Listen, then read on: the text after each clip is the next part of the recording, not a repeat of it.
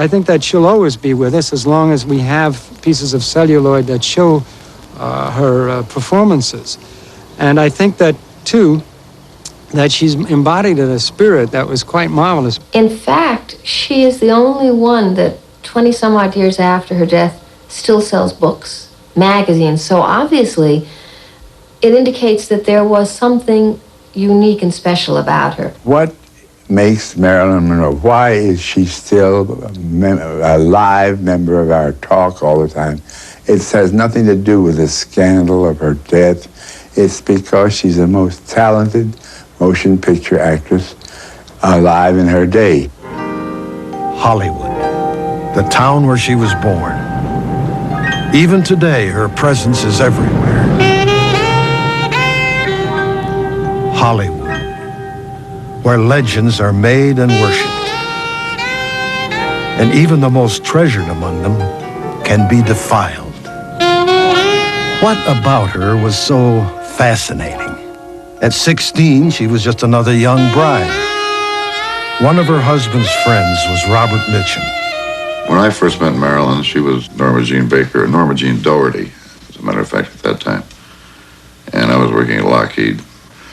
Jim Doherty was my partner, and he had a picture of his bride. And she was very shy and very pleasant, very sweet. But she was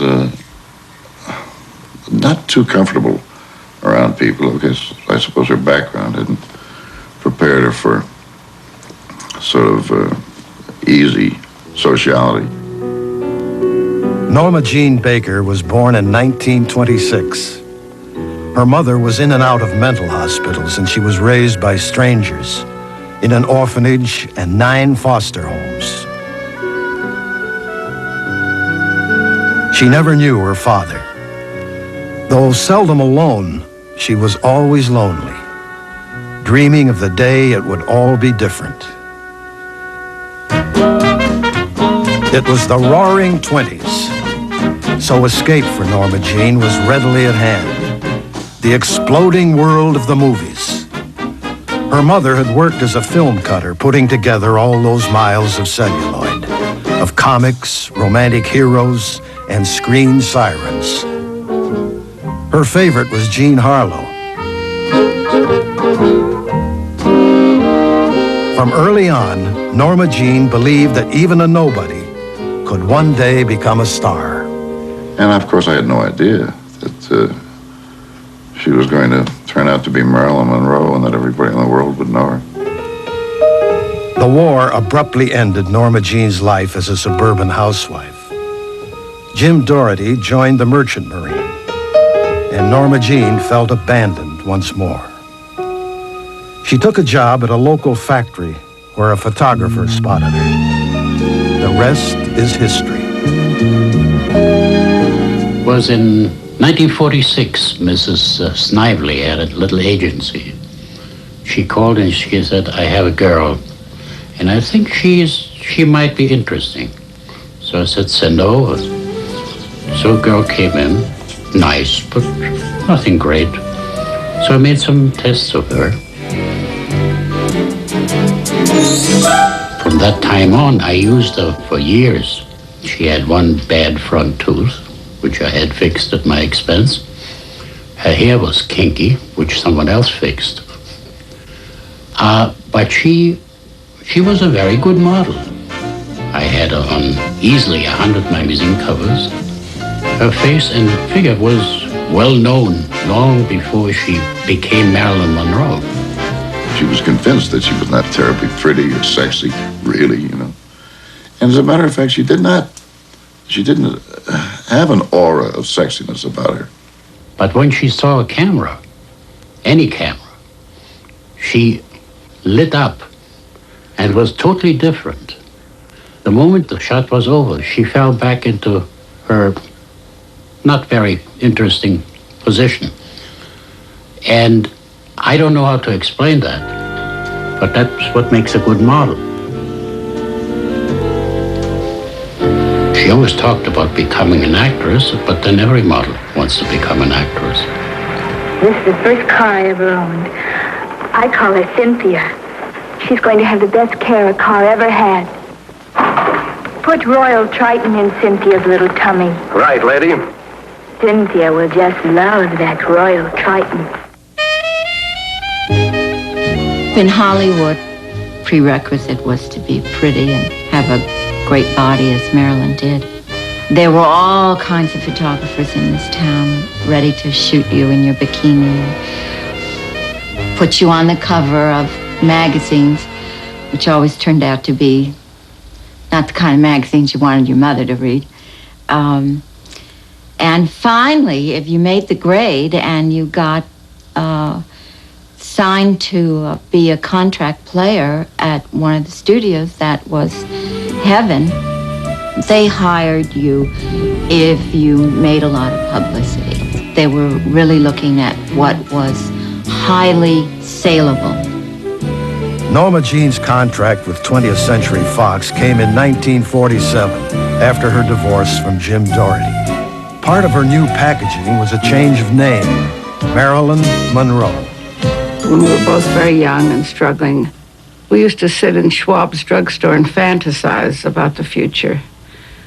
And both of us, along with having glorious careers and Oscars, of course, wanted the perfect husband with perfect children. Marilyn got her first role in Scudda-Hoo, Scudda-Hay. The studio pronounced her unphotogenic and cut out all recognizable shots of her.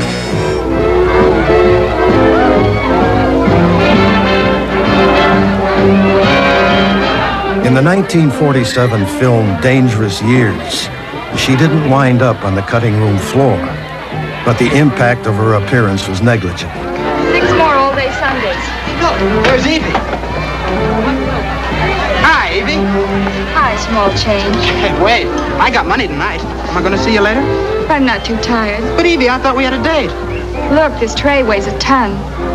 After only 2 films, Marilyn's contract was dropped. She first sang and danced the next year in Ladies of the Chorus for Columbia. She began working with an acting coach. It didn't help. Again, Marilyn was dropped. Marilyn had very little self-worth. She didn't trust that she could do something by herself. And so very early in her career, she began to get coaches. The drama coach, Natasha Lytess, came into her life because I'm sure that Marilyn thought that there was some magic in Natasha. She felt she needed someone to support her, to tell her what she was doing right when she did something right. When we went to the Actors Lab, which was behind Schwab's, and I took classes there, she would sit when she was allowed to in back of the theater and watch. She watched great actors from the Group Theater in New York, but she didn't even think that she was good enough to take classes. Marilyn had a walk-on part in the 1950 Love Happy with the Marx Brothers, and she made the most of it.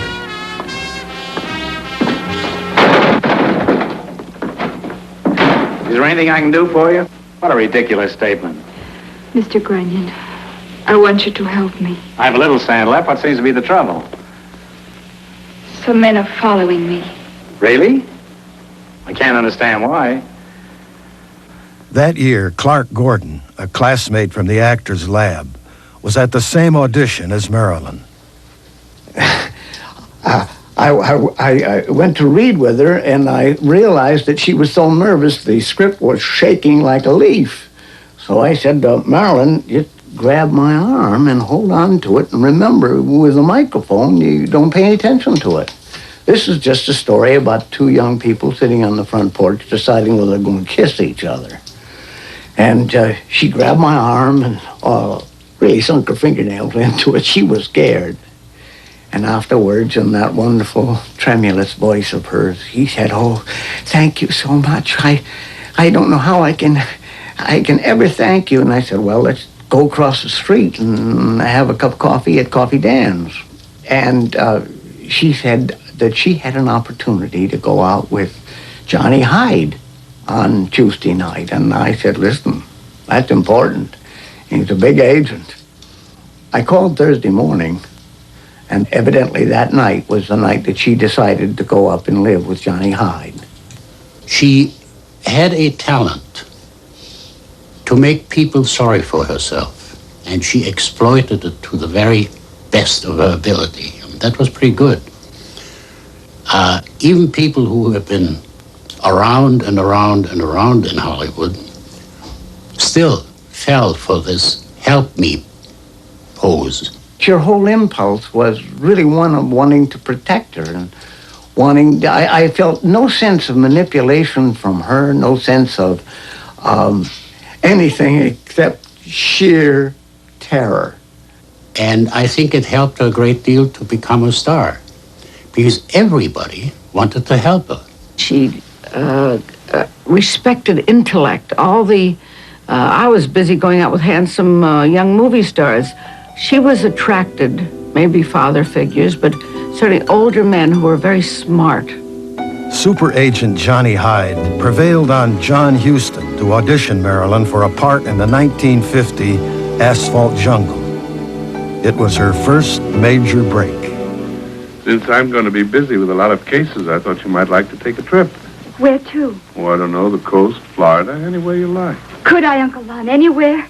No fooling? Yes, I think a change of scenery might be good for you. Wait. You wait right here. I've got the most terrific idea.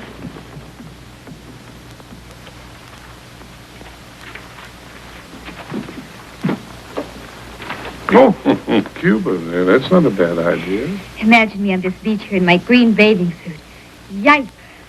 I almost bought a white one the other day, but it wasn't quite extreme enough. I mean, don't get me wrong. If I really went in for the extreme, I would have bought a French one. Run for your lives, girls, a fleet sense. Oh, Uncle Lon, am I excited? Yipe! We were blonde Hollywood babies, but it wasn't sad when we began to get good roles. It was the most glorious and wonderful thing. We had fun, and all this stuff about being doomed and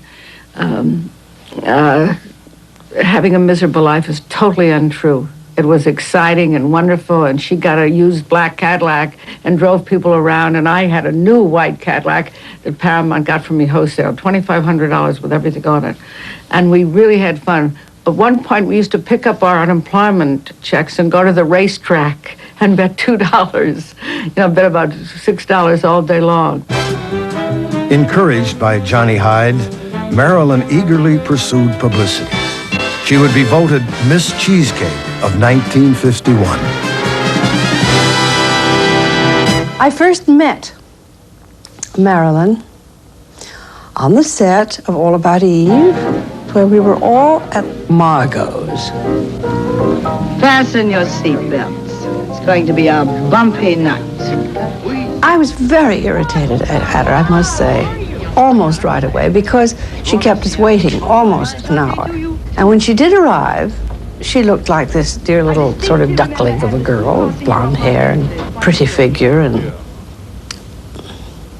unawareness, really, of the demands that were made upon most of us all the time, to be on time, to know our lines, to be ready when we were called.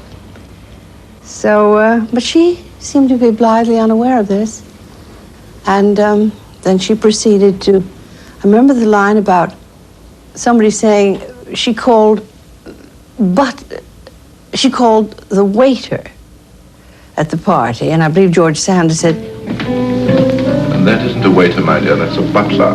Well, I can't yell, "Oh, Butler," can I? Maybe somebody's name is Butler. It was interesting because she did it right, but I wondered whether she was playing herself or whether she knew how funny she was. You have a point. An idiotic one, but a point. I don't want to make trouble.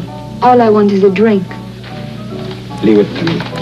I'll get you one. Thank you, Mr. Fabian. Well done. I can see your career rising in the east like the sun.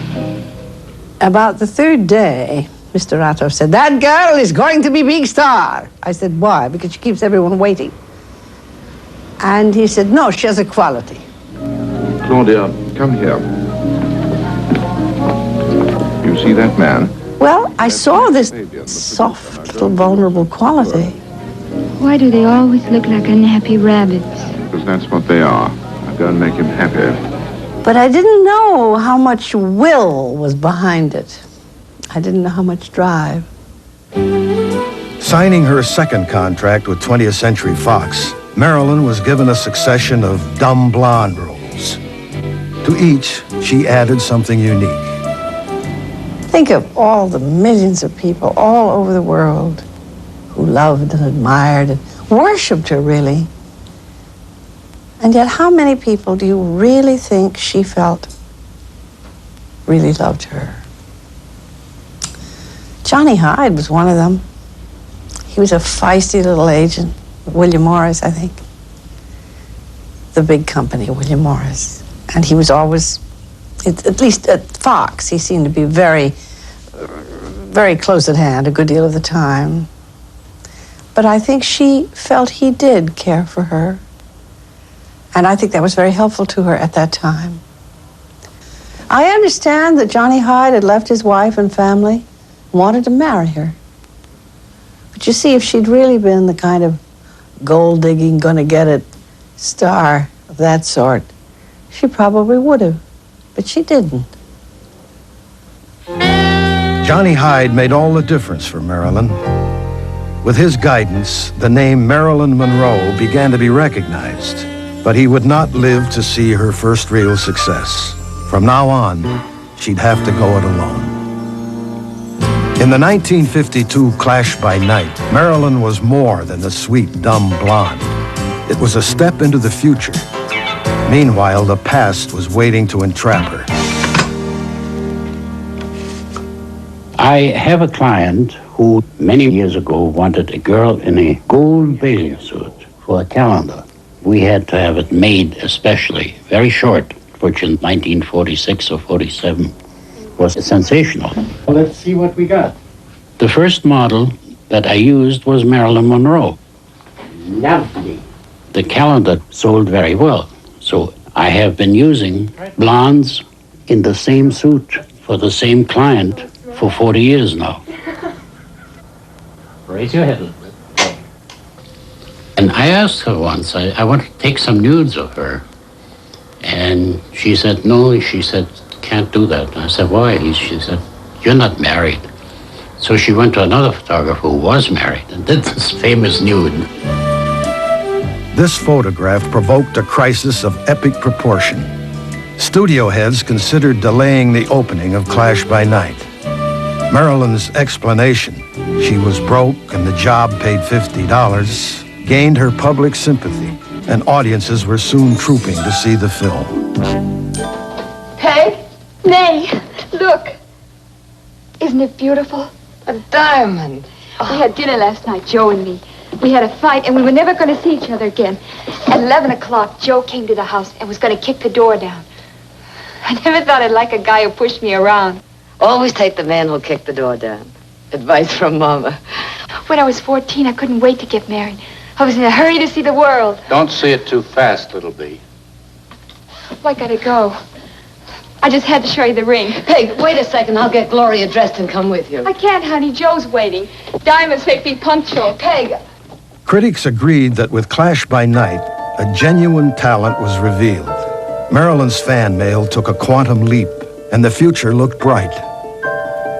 In the 1952 Don't Bother to Knock, Marilyn played a disturbed babysitter opposite a young actor named Richard Widmark. You haven't any reason to leave now. Sure I have. I want to. But you should be quiet. It's not her. I've got an appointment. I have to be someplace by 10. I'll go with you. Thanks. I don't think that'd work out. Let's go dancing. Take me down to that bar. Say, what's the matter with you? You're supposed to be here with that kid. Then stay. She won't bother you anymore. You bother me. I can't figure you out. You're silk on one side and sandpaper on the other. I'll be any way you want me to be. Why? Why is it so important? Didn't you ever have the feeling that maybe without even knowing why, if you just let somebody walk away from you, you'd be lost? You wouldn't know which way to turn or where to find anybody to take their place. Reviewers applauded Marilyn's performance, but audiences were surprised by the departure from her usual role. You stop it now, all of you! I should have known better. You're not cured. Don't you say that!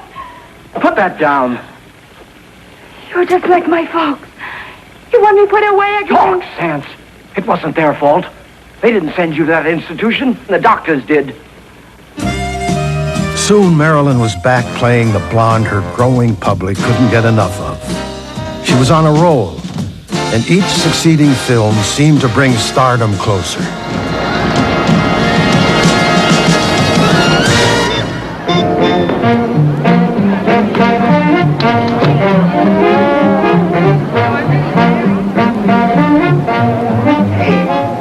Get out the fire hose. In 1953, with Niagara, she was almost there.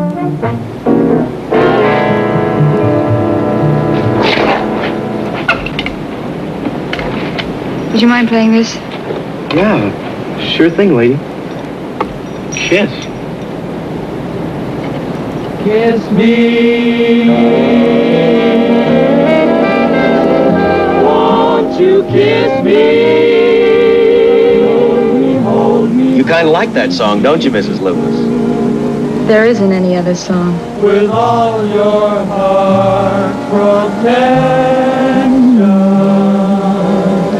This is a moment of thrill. It was that same year with Gentlemen Prefer Blondes that the perfect blending of actress and role was finally achieved. Marilyn Monroe, the star, was born. A kiss of the hand may be quite continental, but diamonds are a girl's best friend. You don't want to marry my son for his money? I want to marry him for your money. A kiss may be grand, but it won't pay the rental on your humble flat or help you at the automat. May I kiss your hand? I always say a kiss on the hand might feel very good, but a diamond tiara lasts forever.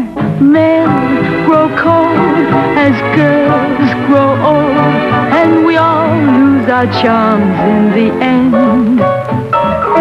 But square cut or pear shape, these rocks don't lose their shape. Diamonds are a girl's best friend. Tiffany's. I'd like to present to you the Look Achievement Award as the most outstanding feminine newcomer. Cartier. Best young box office personality. I present this citation. The most popular actress of the year.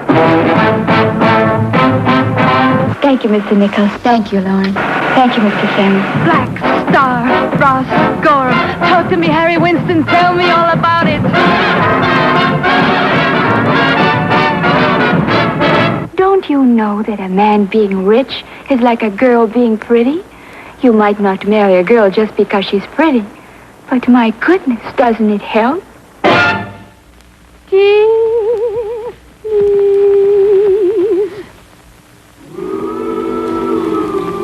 She thought that this whole lark of being a sex goddess or a glamour queen was just that. You know, she would play it if that's what they wanted. And as a matter of fact, she burlesqued it, really, because she thought the whole thing was very, very funny.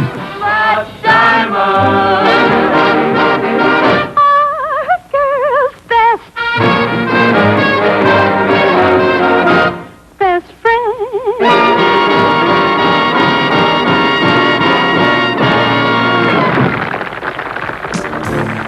The rewards of stardom came pouring in.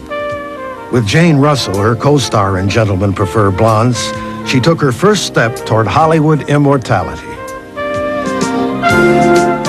When the actress was seen in the company of Joe DiMaggio, the popular retired baseball player, her place in America's heart seemed secure.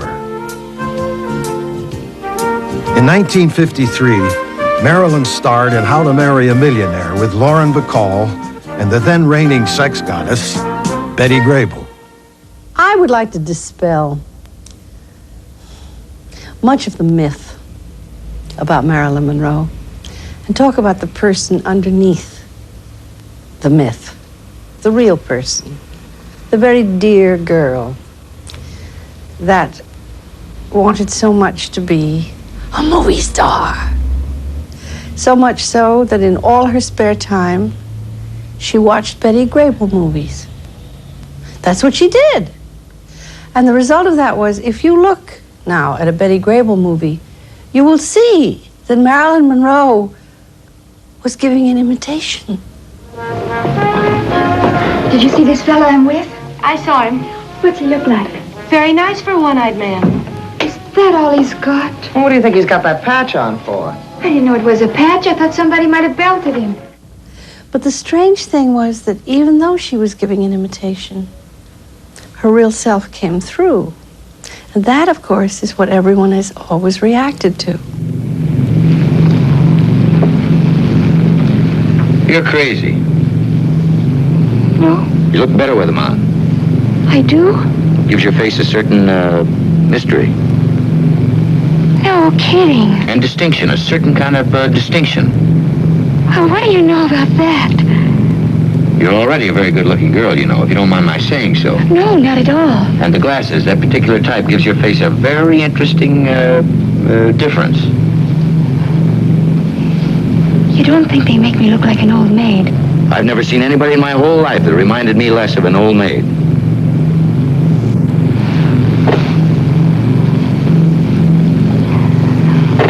What's your name? In River of No Return, Marilyn was cast opposite an old friend, Robert Mitchum. You never return to me.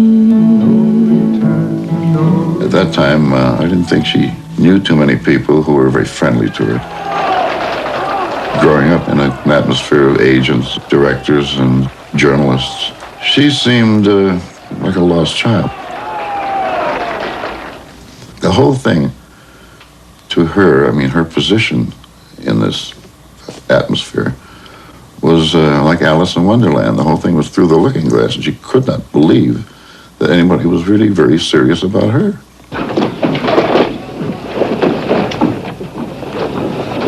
Where are you taking me? Home. She was a very special girl, and she had an enormous feeling for, well, just for people. When we came back from Canada, and then they were doing close-up work of the stuff we did on the raft in the white water. And there was a fellow in the tank blasting us with a high-pressure fire hose.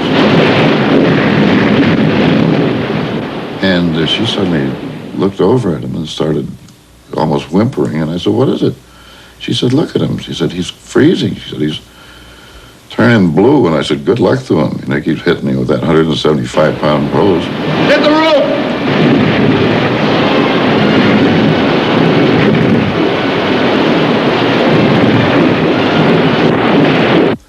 And she made them take him out. She just stopped and said, "I can't." She said, "That man is suffering." And she stopped, and she wouldn't work until they replaced him with somebody who was warmer.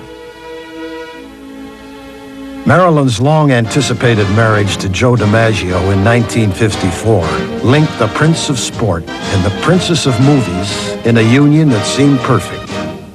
When a well-known honeymoon couple arrives at Tokyo Airport, a throng of 4,000 baseball and movie fans surge out of control. The near riot of the baseball-loving Japanese was for Marilyn rather than for their longtime hero.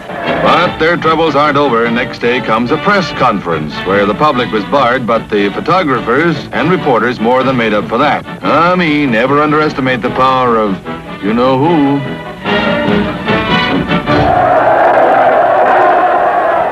From Japan, Marilyn traveled alone to entertain American troops in Korea.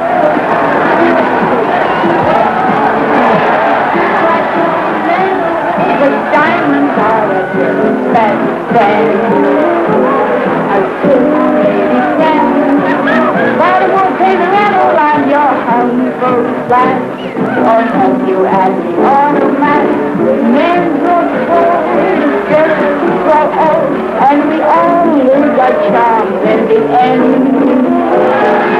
When on every be bronze, don't lose that day. Diamonds are a good best friend. Marilyn would later describe this event as unequaled in her lifetime. Never before, she said, had she been showered with so much love. Marilyn, at her very, very height, had achieved what every other actress in town would have given their eye teeth and everything else for. she had achieved that. There was no one, and Marilyn didn't even recognize it because truly highly recognized actresses wanted to talk to Marilyn, be seen with Marilyn, be photographed with Marilyn, because she was getting that recognition that nobody got like she got. Can we get pictures here? And yet there's so little happiness with that. Why? Because first you want attention, but when you get attention, then you want respect.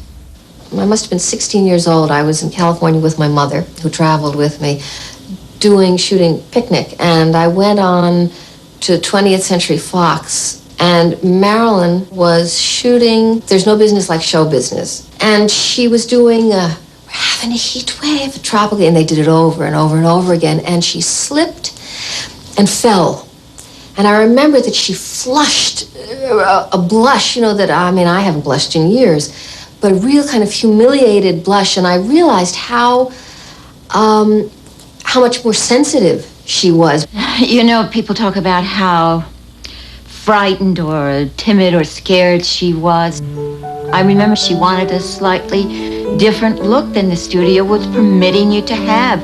And Marilyn, the fight for the most minute details meant to be talked about and an outcast, and it was more than most people could bear. And Marilyn stood up for the tiniest little things because she was this perfectionist about what her vision and how she wanted her vision to be brought onto the film.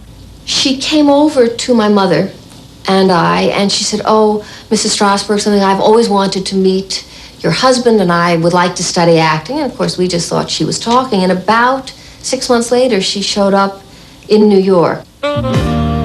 First, Marilyn was to make the 1955 movie which confirmed for all time her role as the goddess who was all bubbles and sweet innocence.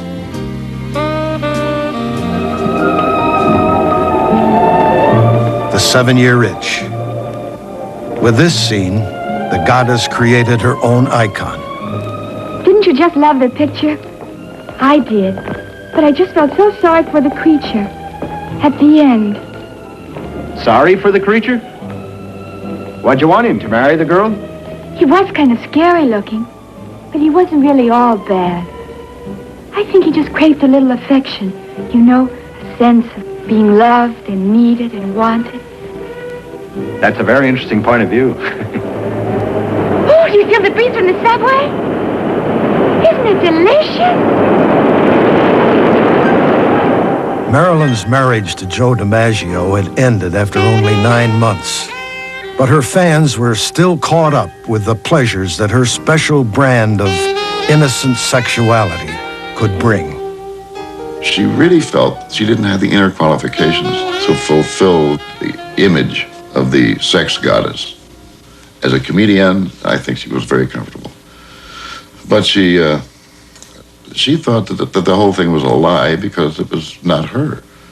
And so she tried to wrap it up, and she was going to New York, and she went to the actor's studio, and she wanted to find some firm ground. And they begged her to stay, and they offered her more money, and they offered her anything that she wanted. And then she turned it all down, and they said to her, "Well, what do you want?" And she said, "I just want to be wonderful."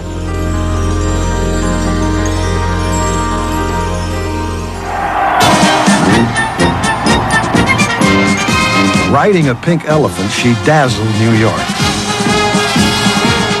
But a new, more serious Marilyn was waiting in the wings. Here on 11 acres, Marilyn Monroe. On April 8th, 1955, she was interviewed by Edward R. Murrow at the home of Milton Green, vice president of the newly formed Marilyn Monroe Productions. Marilyn, tell me, what's the basic reason for this corporation? Primarily to contribute to help making good pictures. Well, would it be fair to say that you got rather tired of playing the same kind of roles all the time and wanted to try something different? It's not that I object to doing musicals or comedies.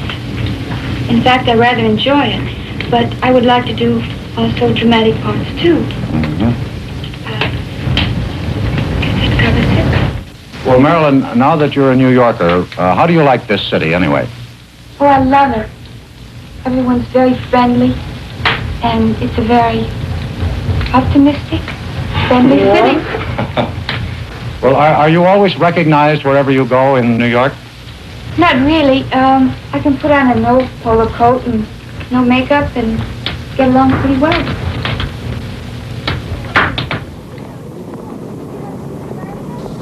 She had these two sides, and in a way I really liked the side of her that she didn't show to the public so much. The no makeup, the kind of the little girl. Interesting, not sexual, really. It was almost asexual in its quality. She was flirtatious and charming, but without that need to put on that other mask. You see, in Hollywood, she always felt she had to be a star on and off, which meant playing almost two parts. The part of the star off the screen, and then the part that she was also playing on. That's very wearing. John Springer was Marilyn's publicist for many years. I was completely involved through the actor's studio period. She was funny. She was a funny girl. I mean, people treat her like a bubblehead. She wasn't. She was a very smart, witty, bright person. Well, Marilyn, speaking of measurements, are they still the same as when you left? Have you gained weight? Have you lost weight? I think I'm about the same. About the same. Yes. Nobody has any complaints. I don't know. Speak up, boys. You're wearing a high-neck dress now. The last time I saw you wear it. Is this a new Marilyn, a new style?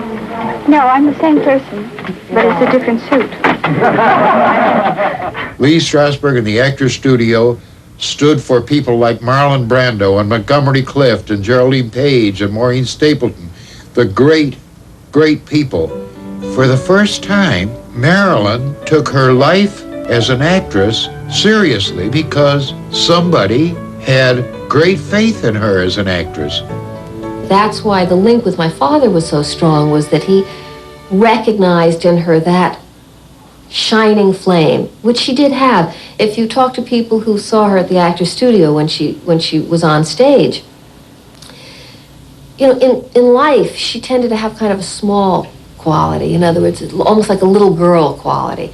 So that you wouldn't have imagined that on stage that light would kind of enlarge. But it did. She glowed on stage. Of course, they were fascinated with her. I don't think they'd ever had such a notorious kind of a movie star in their midst before. And what it took to walk into the actor's studio, where they were all real hardcore get-down actors, and the language that they used. Seeing what we did there, seeing the courage to explore one's terrors, one's fantasies, I think that's something she was longing to try, and she did.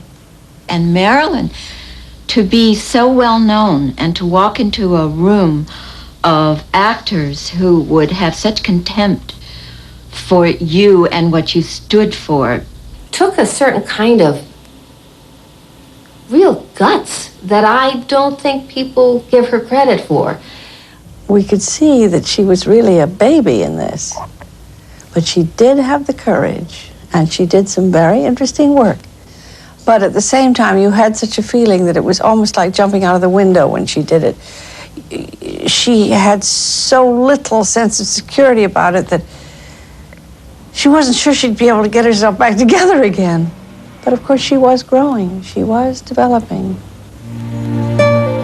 There were some surprises, like the revelation that Marilyn was seeing America's most respected playwright, Arthur Miller. And there had been another surprise. They were going to make the Brothers Karamazov into a film, and Marilyn said she wanted to be Grushenka. And she could have played it beautifully. But of course, everybody laughed at the pretension of this woman this girl, this gentlemen prefer blondes type, saying that she wanted to play great Russian drama. And I think the press began to ridicule her at that point. Do you feel, you said you wanted to grow. Do you feel you have grown? Well, I hardly know how to answer that since they misinterpret that, meaning I'm not in inches or something. I'm not talking about And she didn't care because she knew what she was. By this point, she knew she was good. She knew she was, and she had never known. She had never been taken seriously. She had never been treated like anything but a kind of a beautiful idiot child. After only a year in New York, Marilyn's determination paid off. She received a new contract and a new power. Marilyn, are you happy to come back and do this picture? Are you pleased with the bus stop? Oh, yes, very much. I'm looking forward to working with Josh Logan and doing the picture, and it's good to be back. Was he your selection as a director? 20th Century Fox selected him, and I have director approval, and they asked if I would approve of him, and definitely you did. So you're very happy. You think you're going to make a very good picture? I hope it will be a good picture. Marilyn Monroe, I said, she can't act, can she? But I had only seen her in these funny, flashy movies where she sort of breathed hard and was very sexy. And Lee Strasberg said, well, she was the best actor outside of Marlon Brando that we had. And I said, she was? So I went back. I said, would you excuse me just a minute? I went back to the back of the house and I called Hollywood and said, I'll do Bus Stop with Marilyn Monroe.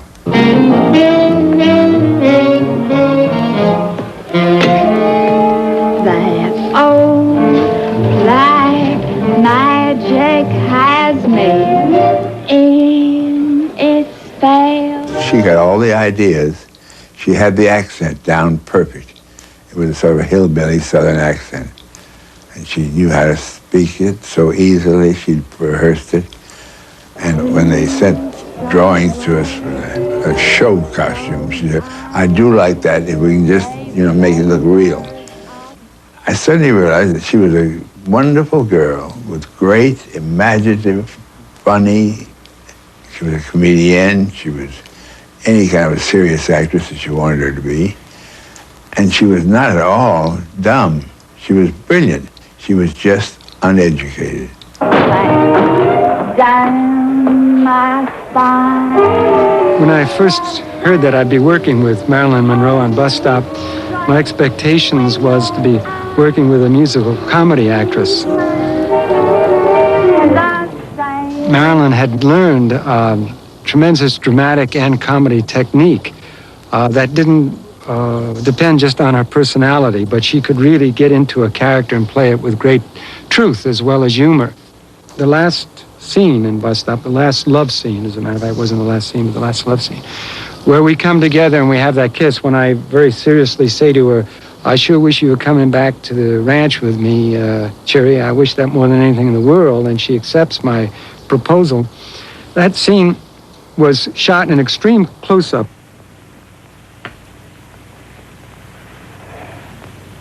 Well, I've been thinking about them other fellas, Cherry.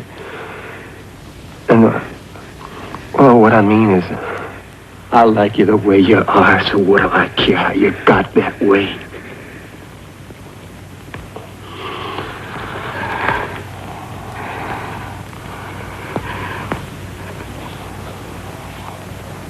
Oh, it's the sweetest, tenderest thing anyone ever said to me. And I remember that scene in particular because Josh Logan, the director, wanted that extreme close-up, and the cinematographer said, you can't do that on CinemaScope because it's too startling to the audience. And Logan said, I don't care. As long as you can get it in focus, I want it. They set it up, and the cinematographer said, the camera's cutting off the top of Don's head. It won't work. And Marilyn said that wonderful, famous line, which she actually said was not a publicist's dream. She said, "So what? The audience knows Don has a top to his head. It's been established." I still wish you was going back to the ranch with me more than anything I know. You do? Yeah, I do. Boy, I'd go anywhere in the world with you now. And she was just Sherry, that's all. She was so wonderful. I finally realized that I had a chance of working with the greatest artist I'd ever worked with in my life. And it was Marilyn Monroe. I couldn't believe it. Critics acknowledged Marilyn's Cherie as the finest performance of her career. But Hollywood ignored her achievement, failing even to nominate her for an Academy Award. Everyone is interested in your plans in that big question. Now, can you tell us where and when? It was 1956, and the improbable was about to take place. I'm not going to say where we will be married for just that reason, because I think it's time enough for everybody to know when it happens, and leave us with a little bit of peace until it happens.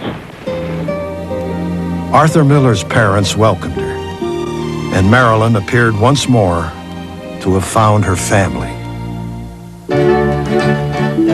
Just days after their marriage, Marilyn and her new husband left for England to begin her company's second production. One day, Milton Green told me that he was going to make a picture of The Prince and the Showgirl, and Laurence Olivier was going to play the Prince and direct, and Marilyn Monroe was going to play opposite him. What do you think of that idea? I said, that's the most exciting combination since black and white. My dear, wouldn't you be more comfortable on the sofa? You could put your feet up there and rest. Oh, no, thank you. I think I'll stay right where I am. Just as you please.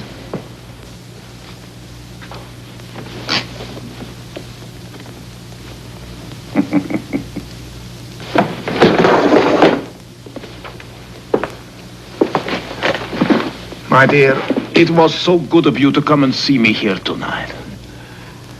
You said that before. Did I? That is a beautiful dress. You said that before, too. What does it matter? What are words? Where deeds can say so much more.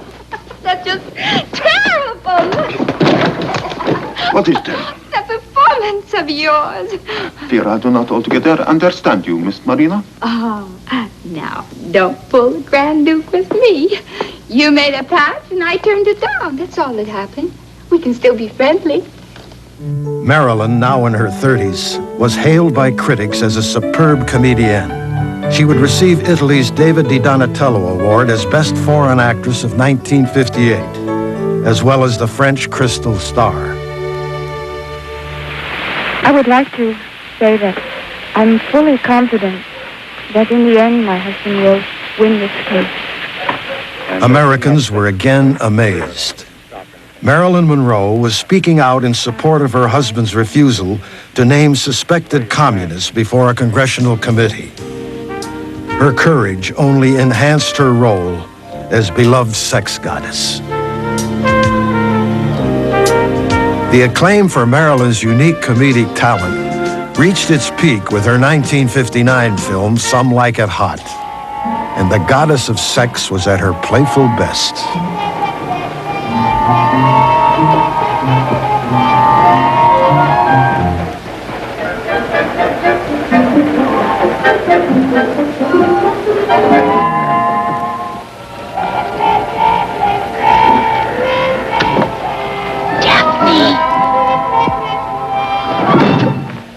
Sugar!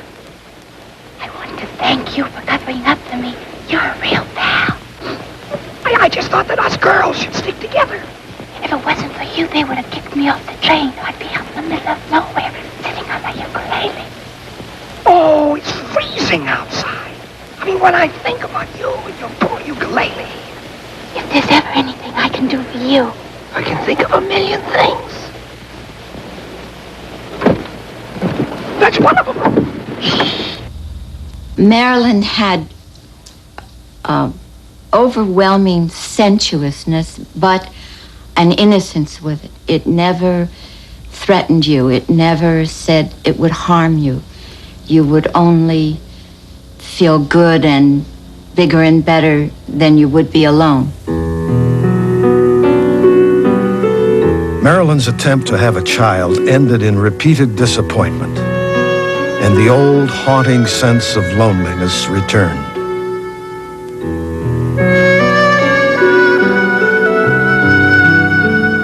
Marilyn was so pretty. She was the definitive example of the pretty, gorgeous, blonde. You wouldn't think she had a thought in her head unless you knew her. She had too many thoughts in her head. Maybe that was part of her problem. In 1961, Arthur Miller wrote the last film Marilyn ever completed, The Misfits. Never had she seemed more fragile, more luminous. You're a real beautiful woman. It's almost kind of an honor sitting next to you.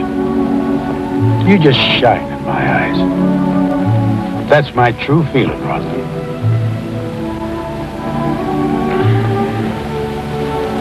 What makes you so sad? I think you're the saddest girl I ever met. The first man never said that. I'm usually told how happy I am. That's because you make a man feel happy. I don't feel that way about you, Kay.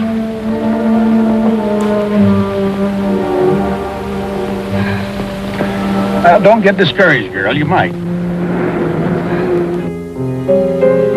Even though her marriage was coming to an end and her precarious health had caused delays in production, Marilyn's performance was acknowledged as one of her most brilliant. Another blow came soon after filming was completed. Clark Gable, her co-star, and the man she had idolized since childhood, died of a massive heart attack. I remember taking her out of the hospital at one point, and all the police couldn't keep that mob of people that were trying to get to her back.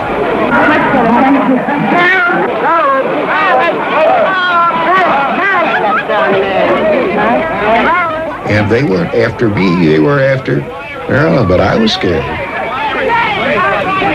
She wasn't what she sold. You don't realize when you make these deals early in your life, and she certainly did with publicity, that you have to live with them forever. And I don't think she was able to do it. I think one time she said, "I'm so sick of being treated like a thing." I'll never forget, I woke up one morning and Marilyn was standing nude, looking out at the ocean. And I was sort of from underneath the cover staring at her with great envy, thinking that if I had a body like hers and blonde hair like hers and was tall like her, I would be happy. And she turned around and caught me watching her, and I said, "Oh, Marilyn," I said, I would give anything to be like you."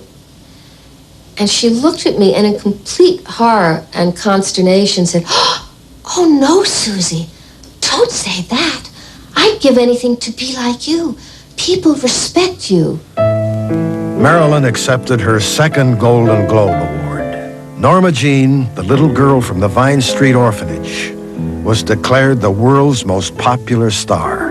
And you can be as alone with Oscars and jewelry as anybody.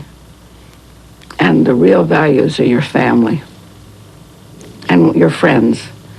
And Marilyn had no family.